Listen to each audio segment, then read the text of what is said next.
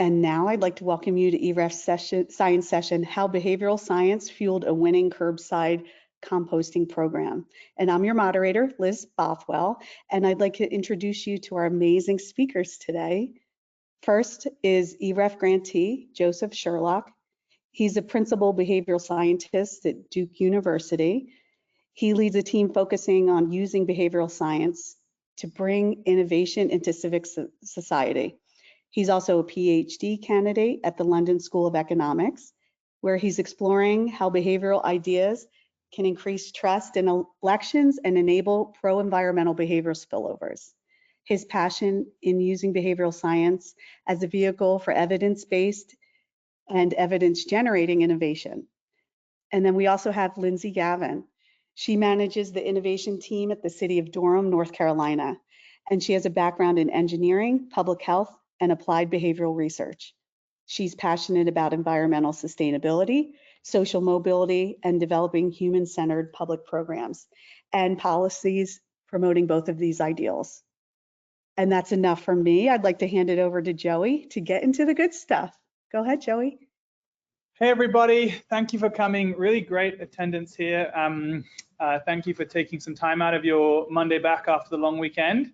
So we have sort of, I guess, what, 25 minutes to run through a presentation here, and we're going to be talking about our work with EREF on municipal food waste collection, on compost. So firstly, let's note and say thank you to them for funding this work. It's been a lot of fun. We've been working on it for quite some time.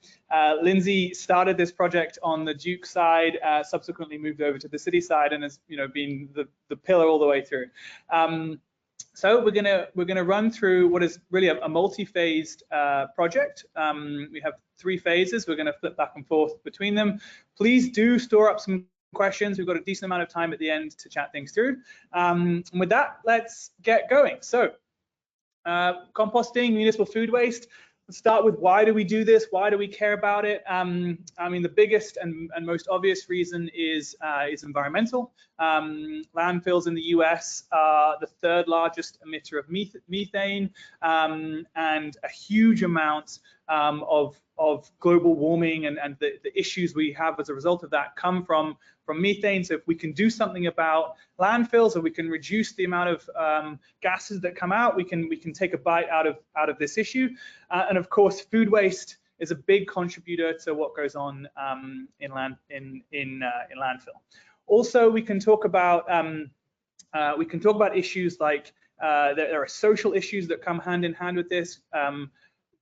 Lots of these landfill sites are often in areas with underserved populations, so it is the negative effects of them are not equally found. And also we can think about this from a financial perspective, and we can say, look, we think that actually landfilling food waste probably costs cities more than processing it properly, not least because processing it through breaking it down more effectively organically, we can then use the product that comes out of the back of it rather than it being wasted into landfill. So this is an issue we need to crack. It is something that is very hot at the moment across the US generally, something that is increasingly becoming an option for cities to do, so collect their food waste at a municipal level. And our project looks to explore, how do we create a municipal food waste collection program, and then how do we test it along the way. So we had 3 goals from a behavioral perspective when we set out on this work back in about I think it was 2018 we started working on this with the City of Durham.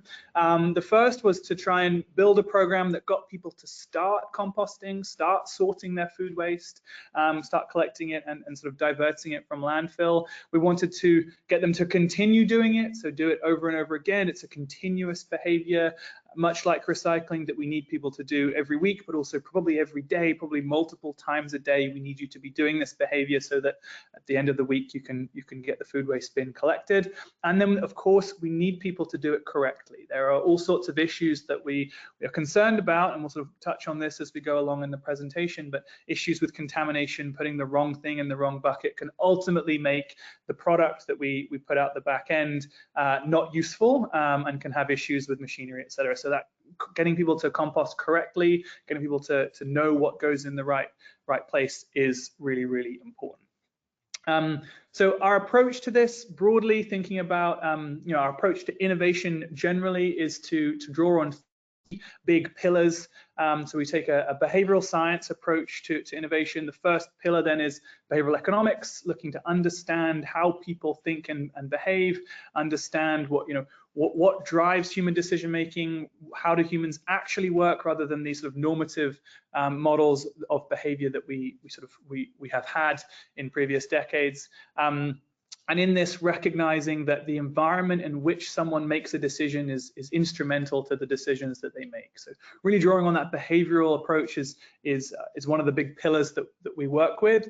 The next one is human-centered design, and the idea here is that we look through the eyes of the user. We look to understand problems through their eyes, from their perspective, and we draw out barriers and issues from the eyes of the user, recognizing that we are not them and that we are limited in our ability to see things from others' perspectives.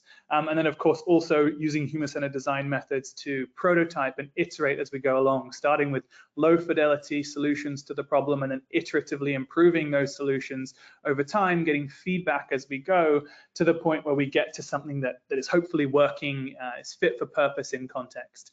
And then when we're at that point, when we've got a version of the idea that we think is working really well, we want to test it. We want to use a rigorous evaluation or randomized controlled trials if possible to test whether or not something is working. And so with these three pillars, behavioral economics, human-centered design, rigorous evaluation, this gives us an approach to innovating, to solving problems, and that is the approach that we have tried to roll out, tried to work through this program. And so more tangibly, we've taken a sort of three-staged approach to looking to develop this municipal food waste collection program. So the first is to explore, so using human-centered design, using the ideas from behavioral science, behavioral economics to really understand the context, understand the tensions, pick them apart. Lyndsay will say more about this shortly. We then take that exploration and we use it to build an initial pilot. We roll out a very small pilot, looking to get the thing stood up, and then ultimately we take the findings from the pilot and we run them into a randomized control trial, which is set up under experimental conditions, and we're looking to then test, stress test the program. Does it actually work? Does it do what we want it to do? Does it do what we think it can do? So taking this three-stage approach, is iteratively improving the thing over time, we're able to build our innovation each stage as we go, and that gives us the best chance of success. Alrighty, with this, I'll hand over to Lyndsay to get stuck into phase one. Perfect, thanks, Joey. So as Joey mentioned, we're going to kind of discuss the journey, and it has been sort of a journey to developing this program. Because we have wanted this program to be really thoughtful and community-centered, there's sort of like that equal partnership between the city staff, so our solid waste and innovation staff, our academic partners at Duke, and residents, and we kind of want everyone to play a role in designing this program. So as Joey mentioned, phase one was kind of our in-depth exploration phase. And we did a lot of research and pre-work before ultimately deploying a couple of small-scale, minimum viable product prototypes, which I'll kind of detail out in a little bit. But the point was to really gather feedback from users and also importantly from our city staff, who would be responsible for this program if and when it rolled out citywide. So each of kind of the activities in this phase helped us iterate the program design to be responsive to users being both residents and being city staff who we wanted to kind of be part of this design. Go to the next slide. One of the first things that we did was we interviewed other municipalities that have either robust curbside programs like San Francisco, Portland, Ann Arbor, Minneapolis, or some other version of a composting program like a drop-off program. And we took some lessons from some of these peer cities, especially learnings about like compostable plastic bags and what a headache those can sometimes be in terms of user understanding, as well as learnings around engagement, having neighborhood champions. And we kind of used all of those to help factor into the design of our program. The City of Durham does also currently and has for a while composted yard waste. So we also did a ride along with our yard waste collectors and kind of observed the journey of yard waste from pickup, curbside pickup to our on-site processing, and spoke with collectors that way to kind of understand their process as well. And then we also personally explored some small scale vermicomposting so that we as sort of designers of this program could better empathize with the experience of having to sort food waste, what that means, what kind of prompts are helpful when asking residents to do that, and what barriers might exist to that sorting. We then recruited 15 households, and the way that we recruited them was we early in this process we ran a citywide survey to sort of gauge understanding of the composting process among city residents, and we had about 4,000 responses to that survey. From those respondents, we actually recruited 15 households that were part of 2 separate 2-week minimum viable product prototypes. And what I mean by that sort of minimum viable product of what this service would look like was we provided each of the households with instructions, an indoor collection bin or bucket, and then we did actually manual pickup service for 2 weeks. So myself and Joey and our teams actually drove around and picked up people's weekly food waste buckets. We took it to another teammate who had backyard composting. We dumped out the contents, searched through for contamination, and really trying to get a pretty detailed idea of how this small scale program was really working for people. We also did some interviews during both of these prototypes, and we also tried to take note of any like barriers or questions that came up for people as they were attempting to use the service. All of those findings from the survey, interviews, and observations helped us create sort of a journey map with lanes for both residents, what's the journey that they go on to use this service, and for staff. And then kind of this helped us identify some both structural and more behavioral barriers along the way. And we designed our phase 2 pilot and ultimately our randomized control trial that Joey will talk about using a lot of these early learnings. All right, phase 2. Phase 2 was a qualitative pilot that we ran in Durham's Walltown neighborhood. Walltown is a historically diverse neighborhood that's also located centrally enough for a limited trial. So it's not a huge logistical burden to sort of add this extra food waste route, but we also felt like we were getting a pretty good variety of residents in terms of household size, demographics, etc. from this neighborhood. We recruited from this neighborhood via, sorry, Joey, you can go back. Via social media posts, emails, as well as some paper flyers that we actually had collection staff affix to household garbage carts, and that helped us really locationally target folks to participate. Originally, 80 households signed up to participate in what was a 6-week service pilot, although they are still receiving this service more than 2 years later. So the idea being, you know, once we give folks this service, so long as nothing is going terribly wrong with it, we'd like to continue providing that service to folks who are participating sort of along the way and with us in the design phases. So again, kind of building on our desire to keep the program resident-centered, during this pilot, we ran onboarding, midpoint, and offboarding surveys and kind of made adjustments to the process as we were going. Things like setting up one of our city softwares to create some reminders for residents to put their food waste card out the day after their garbage pickup. And after 13 weeks of running this pilot, we did some in-depth interviews with a selection of users. So here's kind of what those activities look like on a timeline. Again, there was an intake survey to get folks kind of signed up for the program. We delivered some materials to them. There was a onboarding survey, a midpoint survey, and an offboarding survey before some of those in-depth interviews.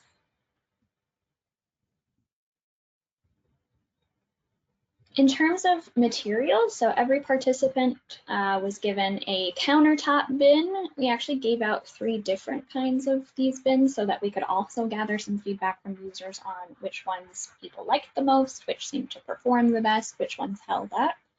And the participant also got an outdoor cart. We tested 2 versions of this, kind of a shorter, wider one and a taller, narrower one, to see again which participants preferred, but also which were easier for our collection staff to pick up. And then we also distributed informational materials. So we affixed a do's and don'ts sticker to the indoor countertop bin. We provided information on reducing smell, which was a challenge that earlier participants in those prototypes had mentioned. And then we also, collection staff used an oops tag if they weren't able to pick up food waste because of contamination. The idea there is to kind of give our participants some continuous feedback throughout the program. And we also set up sort of a general food waste inbox for the city, as well as a web page on the city website, so that residents could ask questions and could get a pretty personalized response to those questions.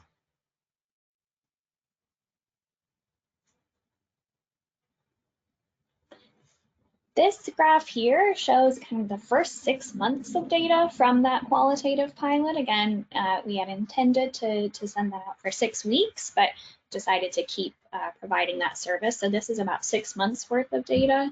Again, 80 households were participants in this, and they were responsible for producing somewhere between about 100 and 700-ish pounds of food waste each week. And all of that is being diverted from landfill, being composted on site. So some of the drops in this graph, you can see it's a little bit variable. Some of them were due to some low set out rates of carts, and there are honestly a couple of times when there were missed pickups. So this was a new route and drivers were still kind of being trained on which households to hit each week. So that is part of rolling out a new program. After, I don't have the latest numbers on this, but after about 1.5 years of these households participating in this program, they've diverted about 30,000 pounds of food waste. So that's a great outcome also. This graph shows kind of that variation in set out rate that I spoke about on the last graph. So set out rate kind of jumped around a little bit between about 35% and 75% each week. And this is something that we addressed in our randomized control trial that Joey will talk about, because for that particular piece of our design, weekly data collection was pretty important. So we had to really emphasize, please put your cart out every week, even if it isn't full for this RCT, so that we can collect data. During the surveys, the onboarding and offboarding surveys that we gave participants, we asked them to estimate about how many bags of garbage they were using at the beginning and at the end of the pilot. This is qualitative data, so we're not getting like a pounds estimate of this. Everyone's garbage bags might be slightly different sizes, but we did want to even just qualitatively look at whether our hypothesis about reducing garbage with access to a curbside food waste collection program was supported. And we do see a slight reduction in the number of bags each household estimated that they're filling each week. Now, these 2 graphs are a little bit hard to read on here, but I'll just talk about what they say. So they poke a little bit at this question of identity, which we will delve a little bit deeper into in the RCT. The graph on the left said the statement is, I think of myself as an environmentally friendly consumer. And the graph on the right, the statement is, I think of myself as someone who's concerned with environmental issues. And so we asked participants how much they agree with these statements on a 5-point Likert scale. The red bars are where households fell at onboarding, and the blue bars are where they fell at offboarding. So we can kind of see in both cases, people seem to feel stronger in agreement with both of these statements after they've been participating in this pilot. So a couple of just summarized learnings before we move to the RCT. One interesting thing was that the contamination that we saw during this pilot didn't exceed processing limits. It was less of an issue than we thought it would be. And so I think some of that is because we really iterated those educational materials from the prototype to the pilot. We really helped to, we hope, combat some of those contamination issues. We saw some positive signs in terms of volume of food waste collection overall and that reported trash bag use. And then we also, because we saw such a high proportion of participants who were interested in being part of this program because of pro-environmental identity reasons, we dug a little bit deeper into that in phase 3 that Joey will talk about. But one important note is folks who were less familiar with composting when they started this pilot showed a pretty significant increase in pro-environmental identity, even over just that 6 weeks of the pilot. So I will pass it back to Joey to talk about the RCT, the fun part. Great, thank you very much. So look, what was really great about this whole program is that we took a lot of time in those first 2 phases, really like measured it almost in years. I know we had sort of COVID in the middle and it slowed us down, but we took a real long time developing the program, understanding the barriers, getting the program stood up and functional, and getting the collection working. And that enabled us to get to the point where we have a version of this municipal food waste collection program that as Lyndsay showed, seems to be working pretty well. Now, we're really interested then in testing that rigorously, so trying to set up what ultimately was a randomized control trial where we had about 180 houses in a treatment and 180 houses in a control group. And so the primary research question then is, does introducing municipal food waste collection in this way cause less food waste to go to landfill? And that's a really important policy question, because if yes, and if yes by a substantial amount, it leads to this policy implication around, hey, look, cities, we should be doing this more in the same way that recycling has been rolled out and is now nationwide. We should have municipal food waste collection roll out in the same way. But we need to establish whether or not the program, the idea is effective, or is it ultimately a waste of time, a waste of money. So we set up this experiment, and we had a similar structure. It was actually, this time it was over a sort of 12-13 week period. We were able to give people an onboarding, a midway, and an offboarding survey. We're also able to measure trash weight as our primary dependent variable. But what's also interesting is that, building on some of those points that Lyndsay was saying, we wanted to go beyond that primary research question, which is a policy question, and really also start to get into some of the psychological parts of it. So we were really interested in those indications coming out of the pilot around identity change. We're seeing people start to think about themselves slightly differently as a result of doing this new behavior, and then that leading into potential behavioral spillovers. So we sort of worked up this sort of theoretical idea, pulling on the literature. This isn't entirely novel, but we're applying it to this context and expanding the theory. But the idea goes along the lines of, we get people to start composting, to start sorting their food waste, and this is either a completely new behavior or at least new in this way. They might have done it differently before. And then we hope that they start doing it, they do it regularly, they get good at it over time, and as a result, it starts to become more cognitively accessible. It's something that they think about as a habit. They do it well, they sort of build some self-efficacy around that, and then we hope that they start to develop this identity. They start to see themselves as a composter, start to see themselves as someone who is pro-environmental or pro-community, and then ultimately, as we go along, we're looking to try and see if we can get people to then have that identity drive behavior that is related. So can we get people to start doing other pro-environmental behaviors, like riding your bike less, or eating less meat, or whatever, purchasing more sustainably, and or can we get them to start to do more pro-community behaviors, engaging with community news, participatory budgeting, things along these lines. So can we, ultimately what we're saying is, can we get people doing one thing, build some efficacy and identity around that, and then nudge that to spill over into other domains? If we can get people to do this in this way, we can create a composting program that is hopefully not only good for its primary outcome, reducing food waste going to landfill, but also has these really great positive spillovers that sort of shapes the community and shapes behavior in other ways. Okay, so that's the idea. Let's get into some of the results. The first result that we'll look at here is that primary outcome. Are we diverting food waste from landfill? And we measure this in two ways. We have of course, we have a treatment and a control group now, and we're able to measure change over time, of course, because we have time. So what we're able to show here is survey responses, very similar to the survey responses that Lyndsay had, but of course with that control group. And we're able to show that relative to a control, we see the treatment group reporting less or fewer trash bags in the order of about a third, bit more than a third of a trash bag on average, which is great. It's a good effect. It's about what we expected. What's interesting, but of course that is self-report. What is interesting is that when we look at the trash weight data, so this is the literal weight of a household trash bin, and we could get into more detail if you're interested. This has been a whole doozy in the data collection of it, but we had scales put on trucks, and we had RFID tags, and we also had Lyndsay and I going out in the mornings and measuring trucks, measuring bins to sort of corroborate.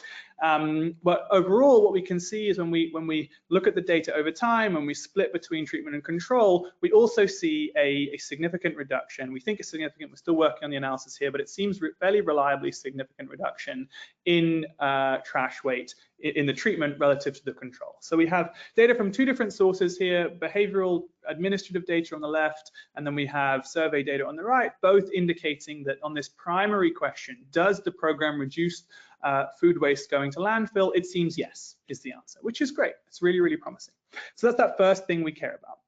The next thing we care about is, does it change identity? And of course, the graphs Lyndsay showed were just before and after. So we're not able to compare to a control group. We're just able to do that before and after. And it looked in those graphs like there was some change. What's interesting is that when we run this in an experimental condition, we actually don't really see any change in identity. What's interesting here is we see very high, these are just the change scores from before and after, and then comparing treatment and control. And what we see is really both the community identity and the pro-environmental identity, both of these stay very, very flat, and there's no significant differences at all. We do see very high ceiling effects, such that most people, nearly everyone, is very high in these identities. And part of what's going on here, it might be that to opt in to be part of this program initially, we remember we only have 360 people, it's not yet citywide, you probably are already quite high on these identity markers. And so if we had lower identity people with lower identities on these markers, we might see more of a shift, but that's, who knows, that's sort of hyperbole at this point.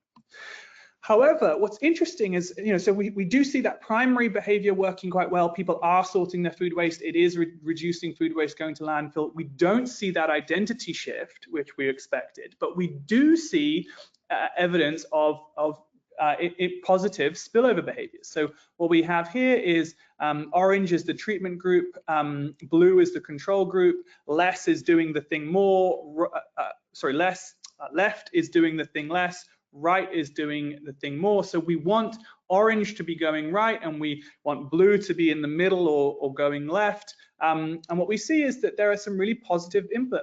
So this one here, eating a plant-based meal, the control group is doing much better over time than the treatment group is doing much better in orange over time than the control group. Similarly, buying environmentally friendly products, also going in the right direction. There's some, this one at the top here, encouraging others to be environmentally friendly, both improve, but the treatment group seems to improve more. When we look at looking at a few others here, there's a really big effect on lawn watering, or reducing AC and washing laundry on cold. Lots of these behaviors, there are a few that sort of seem to go in the other direction. This one, turning off the tap while brushing your teeth, seems to be going the wrong way. But by and large, these behaviors these environmental behaviors all seem to be going in the right direction. When we look at community-oriented behaviors, we see something similar. So we see engaging with local social media going in the right direction. Not really any effect on community event, both very similar. Supporting a local business goes in the right direction, and there's a small effect, maybe in the wrong direction, but quite small, in visiting local community spaces. a few more: consuming local news going in the right direction, doing a favor for a local member going in the right direction. So look, by and large, what we're seeing here, and these are the aggregate ones, splitting it out across a few different ways. We're largely seeing orange going right and blue staying the same or going left, and that is good for these spillover behaviors. So what it's suggesting is that we are getting people to sort their food waste effectively. That is leading to a change in the amount of food waste going to landfill. We're not necessarily changing how people think about themselves, but we are changing spillover behaviors, and that's a really curious finding. We're not exactly sure why the spillover behavior is happening. It might be to do with that ceiling effect. There might be something else going on, sort of more exploration needed, but it's a very interesting and curious finding, and very promising, of course. We were also able, as is at the city level, we're able to look at water use, and we were interested to see whether there was any effect on increasing or decreasing water use as a result of being in the program. And we had sort of competing ideas. The main prediction was that we would get people to reduce their water as a result of them being more environmentally friendly. What we've seen is basically flat lines, no real change, and it's possible that part of what's going on here is that actually having to clean out the bin might lead to a slight increase in water use. We're not quite sure, but it's important to show this nevertheless. Last finding I'll point to before we start to wrap up then is we were also measured some sort of psychographic points on trust and feeling like you're connected to Durham local government. We don't see any effects on trust. Trust stays fairly static between treatment and control. But we do see this point around, we ask people whether they think their opinions are valued by Durham local government, and that seems to have quite a substantial increase. And so what we're sort of building to here is a sort of collection of findings where we're able to show ultimately a good policy outcome. We're then also able to show that when you drop this program in, you drop this pebble into the ecosystem for people, it results in positive spillover behaviors in sort of second order behaviors that are related but not the same as the program itself. So we're getting people to be more pro-environmental and be more pro-community as well. And then also, this last point is we're getting people to sort of feel more positively about their relationship with Durham local government, which of course is also a very good thing for civic society. Okay, so let's wrap this up. We've taken three stages to this program. We've started in Explore. We've then run an initial pilot to get the thing stood up. We've then gone through the rigor of running a randomized control trial. By and large, after going through this multi-phase process, we've got to some really positive findings around municipal food waste as a program that governments can roll out. We've taken an approach to innovation that sort of implicitly draws from behavioral science, from human-centered design, and from rigorous evaluation, brings together these pillars into an approach that gives us a really effective way to innovate, and we've sort of played that out and shown how it works in practice. And the impact hopefully is really great. Hopefully this will be good for the environment. We can be part of an agenda that brings in more and more municipal food waste collection into the US and scale that and be part of the evidence for that. And we'd love to talk to people who are interested in pursuing this and want to run research or want to chat. We're also really this other point where we're inching at this idea where we can say, look, if you as a city can get people doing one pro-community, pro-environmental, civic behavior like this, we can design programs such that we can get them to do other similar things. We can create positive spillovers, and we can gain momentum with community change in this way, and that's a really interesting and exciting finding. And then we really hope ultimately that this can scale. So we're trying to scale it in Durham. Of course, as mentioned, we're looking to help support scaling it more broadly, and of course we'd love to chat more about that if you're interested. In terms of where next, last slide, we're looking in at putting cameras on our food waste, on our recycling trucks to measure what's coming in and out of recycling, and seeing if we can use AI to help identify and ultimately give feedback on recycling behavior.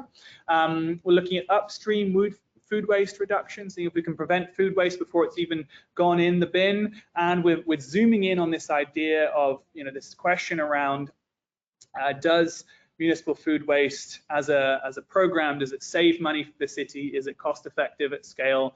Other cities have done it. How has that worked out? We're zooming in on this at the moment as well. Okay.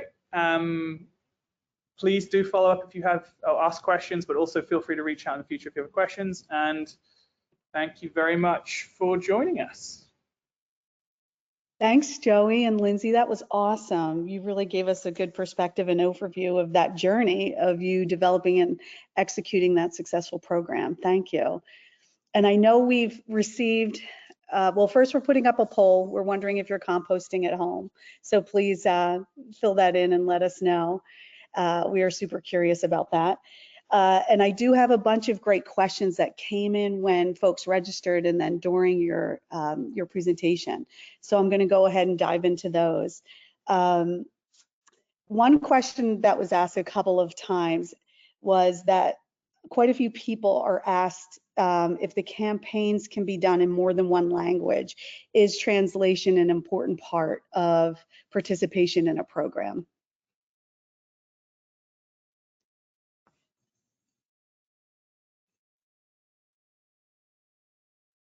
Sorry, struggling with the buttons. Am I right in thinking I've taken the screen share down? Yeah, great.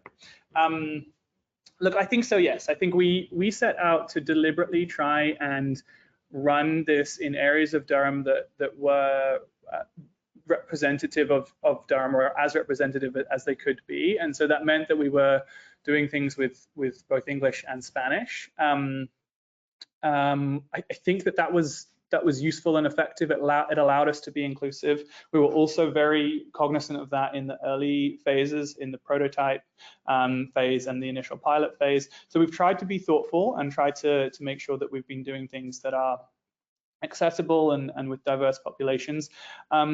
Ultimately, that's essential at this stage in the innovation, because if we design things at this stage in the innovation only for one subgroup of the population, when we scale it up, it won't work. And so I think that's a really, really important part of this method of innovation. I don't know if Lyndsay, if you have more on that.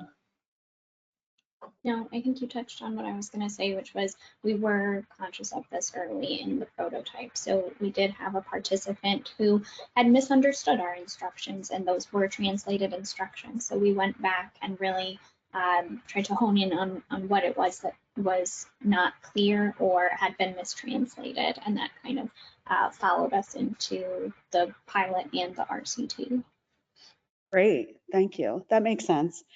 And then this one, I think you'll laugh, but I think you'll understand this. How can we help people overcome that ick factor when it comes to composting and the whole smell piece of it, and really get it to a place where people want to do it and are comfortable doing it? Do you have thoughts on that, Lyndsay? Just that this was something that did come up quite a bit for us, and so we've tried to be really responsive to residents when they would email into our inbox and say that this was something that was coming up. You saw in the materials that we gave out, one of the main things that we gave out was tips for reducing smell, and I think a lot of the tips on there had to do with keeping your food scraps in your refrigerator or freezer until it's time for your weekly collection, so that it's not sitting out for too long. We had some information about using paper bags because our program we didn't allow compostable plastic bags because they're just a little too confusing sometimes for residents. We did get a good bit of feedback from residents saying that they wish they could have used compostable plastic bags. So that's still something that we're working out kind of, and we'll have to overcome. We also gave out carbon filter countertop bins for our first pilot. And Joey, I don't know if there are other things that we did. The one you mentioned it, but the sort of fridge freezer option, I think is an innovation that we weren't able to do anything with the app with that beyond sort of telling people that that's an option. I think ultimately a higher fidelity version and like the next iteration actually creates a bin that goes inside the fridge or freezer and is like specially designed. I'm pretty sure these exist, that is, is designed to be on a fridge shelf, for instance, or like tucked into a freezer shelf. I think that giving homeowners that or citizens that would be really helpful, because it would enable easier sort of fridge activity, and that ultimately is I think the biggest thing to preventing smell. Okay, great. Thank you. That will be helpful. And then there were a lot of questions around costs and the business model of this. Could you talk a little bit about costs around this program and how we could make programs like this a successful business model so it will create its own sort of self-sustainability for these programs? Yeah, look, this is a really live question for us right now. We have thoughts on it. So we think and hope that when done at scale, we can save the city money in a few ways.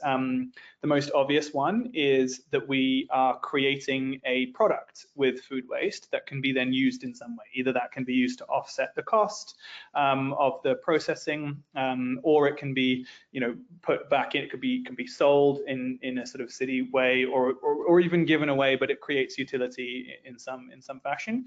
So that, rather than it going to landfill and just being landfilled, we can create a product, and ultimately that hopefully drives down the cost of processing. So we can process food waste for about half of what it costs to process landfill, which is a saving.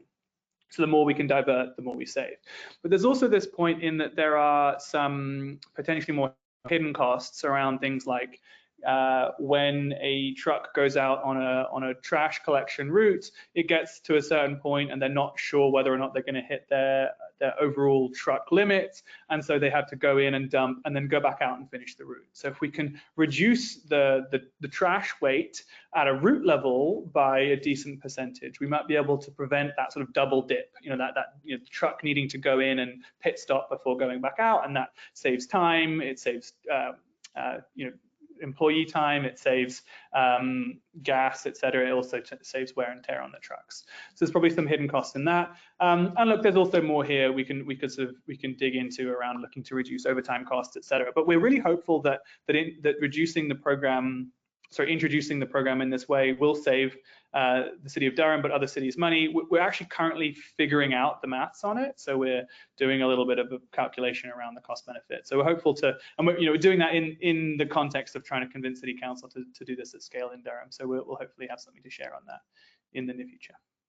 Oh, that's great. Thank you. And then someone asked what the biggest anticipated and unexpected challenges and successes you've had for this program. I have one. Do you, Lyndsay? Mine, so this is one that others probably won't experience. So we are, particularly in that RCT phase, we're looking to run a rigorous experiment. And we're looking to our dependent variable, our outcome variable is individual or household level, rather, trash weight. So we need a measure of a given household that is in our treatment or control group. We need a reliable measure of what their trash can weighed every week over the duration of the study. That's actually really hard to do. So we invested quite a lot of the funding that we got. Cover your ears, EREF. We invested quite a lot into a data collection tool, and we just kept having troubles with this data collection tool. It really wasn't playing ball. We had to have several iterations. We had to go around. Ultimately, when we got data back at the end, it took a lot of cleaning, a lot of attention and care in making sure that it was reliable. And we had to go through, and part of this was, as I mentioned, Lyndsay and I going out at 5, 6 a.m. to weigh, and Addie as well, shout out, who's RA on this, going out and weighing bins early morning to try and corroborate, is what we're seeing from the administrative data collection coming out of the scales, is that reliable to what we're seeing when we pick up a bin and put it on a scale ourselves. So this has been a real challenge. I don't anticipate, unless you're trying to run a rigorous randomized control trial, I don't think you need to do that. Happy to talk more about it offline. It's been a lot of fun to figure it out in hindsight, a nightmare in the middle of it. But as mentioned, I think if you're just looking to roll out the program, I wouldn't say that's a problem. Okay, great. And then speaking of composting at home, our poll shows that 75% of our viewers compost at home, which is an amazing statistic. Nice job. And someone wanted to get into that in terms of measuring that. I know you just said it's hard to do, right, with the bin. Is there a way to establish that positive behaviors came of them using the bins? I know you talked about some of the spillover behaviors, but is there anything else that you saw that you were able to really measure and track? In terms of using the composting bin itself? In the fact that they used the bin and then they did that spill over into other positive behaviors that you saw? Yeah, so we're definitely able to sort of measure these things separately, and we can guess about the link. So with fairly reliable set out rates, we can be reasonably confident. We think that most people, most of the time, are using the indoor bin, putting it in the outdoor bin, and putting it out on the street. You know, it's not everyone, but also people travel, people forget it's not full enough. Maybe it's in the freezer, it doesn't need to go out every week. So we see quite a lot of that, which makes us confident that people are mostly doing it and doing it well. We are then able to look between treatment and control and see some of these really interesting spillover behaviors. And part of our theoretical model there is that getting people to do this thing continuously, reliably, doing it over and over again will sort of build that familiarity, that cognitive accessibility, get them to feel like it's a habit. So we're sort of making the leap then that leads to the spillover behaviors that we observe, which I think is good. We're in the process of trying to write this up as an academic paper, so we'll see what the peer reviewers say, but we think it's a really interesting point. Oh, great. Okay, we'd love to see that when it's done. And then someone else was interested in if you can use behavioral science to influence other areas. You know, this person was hopeful that maybe water usage reduction in the summer, not flushing wipes. I know you mentioned using air conditioning and cold water for washing machines. Do you see these types of behaviors also being an option? Yeah, some of those behaviors you mentioned are exactly some of the things we saw shift on, and then we also saw, as I think one of the last slides was like, when we aggregate all of them together, we see changes as well. So there's a lot of promise that we can, you know, the one-liner here is, if you're in a city and you're rolling out a new program that gets people to do something differently, in this case it's municipal food waste collection, but it might be something else. That is a real opportunity to enable and encourage people to do other similar positive behaviors, or to shift their behavior around that initial one. That's really promising. You know, it suggests that by innovating at the sort of municipal level, we can hopefully create momentum and change communities for the better on more than just the one thing we are trying to get people to do. Oh, that's great. And then we have a few academics obviously on the call, and they're asking if they're doing a research thesis on solid waste and circular economy. How relevant do you think this is to their research? I don't know, I'd have to ask. I think it is. What do you think, Lyndsay? Do you have any thoughts on that? I think it probably is. This is obviously just kind of one specific area of circular economy research. I will say the City of Durham is also trying to invest pretty heavily in a couple of different areas around reuse hubs. And I know Joey and I talked a little bit about, we talked at the end there about like upstream reduction in food waste. So I think this is a specific example of something that factors into circular economy, but it's probably not the full picture.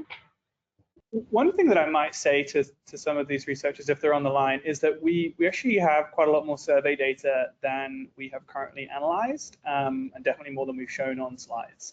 And some of that, I think, relates to circular economy behaviors and attitudes. So it might be really interesting to explore whether taking part in a program like this, which is sort of, you know, implicitly getting people more circular economy minded, to be vague, whether that actively causes shift and change around those behaviors. Yes, thank you. And then I know, Lyndsay, you mentioned the importance of partnerships and how critical they are. Do you have any tips on how to do this effectively in creating such a program? Yeah, I would. So in case anyone missed it at the beginning, I used to work on Joey's team and I now work at the city. We are certainly not the only folks who have worked on this. Our city solid waste department has been critical at every step of the way. Solid waste director. We've had an expert in backyard composting and compost behaviors who has also really given a ton of feedback on all of our informational materials, our setup of this program. And so I think bringing people along throughout the journey, and what I mentioned around, we ran focus groups with our collectors who I think are sometimes left out of designing these types of programs. So I think that sort of full-scale partnership, bringing the experts in with the academic side, and then also I mentioned earlier, making residents a full partner in designing of this program. So we thought that we would have a lot of contamination during our pilot.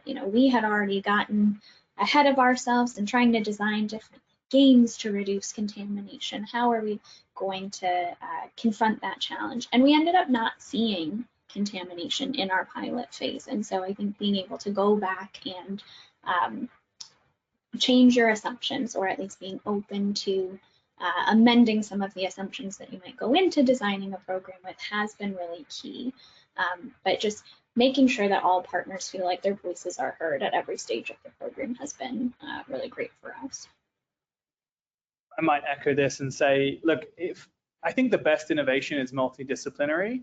And speaking as like someone on the academic side, academics are useless. We can't do anything without, particularly in applied research, we live and die on the strength of the partnership and the how good and engaged the partner is. And so I think this is a really under talked about part of innovation that involves academia. And in this specific one, the City of Durham have been incredible. Lyndsay has been a double agent that's sort of walked the line and nailed it. And also, as Lyndsay mentioned, Wayne Fenton, the solid waste director, has just been a legend for 5 years and has let us play all sorts of games and jumped on calls. And yeah, so that partnership has been really instrumental.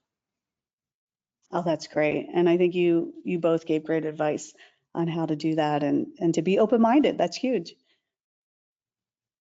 And then I think there's one more question, and it's about how you got your participants. How did that start? How were you able to recruit people? Yeah, so we very much had to do an approach where we got people to opt in to be part of an experiment, and then we randomized them to be in a treatment or a control group. And then after the initial experimental phase, the people who were in the control were rolled into the treatment. Now that meant that everyone opted in. It meant that we had to get people to sign up, and to get them to sign up, we did all the things you might expect. We sent emails around to various listservs. We had flyers that the trash collectors dropped off, like the sort of tags attached to bins. I think we even had an advert on a bus. It might have been an idea that didn't happen. I think we had some social media marketing. So we sort of like pummeled from multiple directions to try and get as many people to sign up as possible. We were ultimately limited because the trucks, we were limited by that data collection piece that I was lamenting about earlier. We were limited to sort of certain routes, so we had to get people to opt in and then select only the ones that were on the routes that mattered, and then randomize between treatment and control. And we actually had a little bit of a slowdown in recruiting at one point, and we partnered with our city's 311 center to actually send text messages to folks from the neighborhoods that we were planning on running the RCT in, essentially just letting them know here's where you can go to opt in to this program. And that ended up giving us a good boost at the end. Our RCT had about 360 households in it. That's great. And then someone is wondering, this is our last question, and thank you for answering all these so well. It's a great approach, and how is this different to some of the other approaches you've seen other munis take? Yeah, I don't know. Maybe you'll be best to answer that, Lyndsay.